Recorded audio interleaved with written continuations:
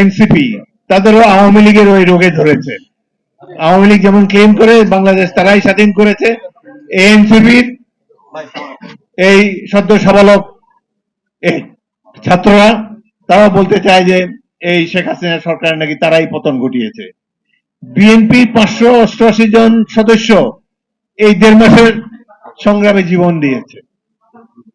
এখন তারা মনে করে যে তারাই হলো এই রাষ্ট্রের কর্ণধার, তাদেরই দায়িত্ব এই দেশকে ঠিক করার।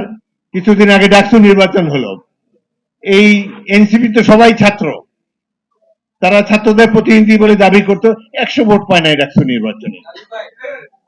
এরা এখন এই দেশে বলতে চায় পিআর সিস্টেম না হলে নির্বাচনে হতে দেব না। আরে অদ্ভুত কথা, এই দেশে মানুষের কোনো মূল্য নাই, জনগণের রায় হবে না, বাংলাদেশ তো টিকে থাকবে অনন্তকাল ধরে ইনশাআল্লাহ। জনগণের কাছে যান, আপনাদের ম্যানিফেস্টোতে বলেন, ইশতেহারে বলেন যে আমরা সংখ্যানুপাতিক নির্বাচন চাই এই দেশে।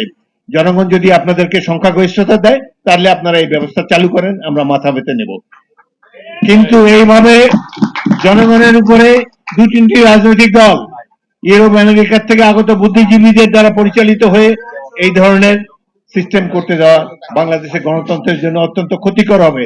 আমরা দেশের সর্ববৃহৎ দল রাজনৈতিক দল বিএনপি আমরা কখনোই এটিকে সহ্য করব না।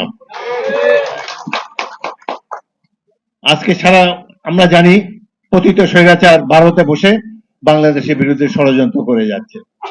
তারা অফিস আদালত নিয়ে তাদের কাছ থেকে বুদ্ধি পরামর্শ নিয়ে বাংলাদেশে প্রতিদিন নির্বাচন পর্যন্ত প্রতিদিন তারা সহিংসতা চালাবে।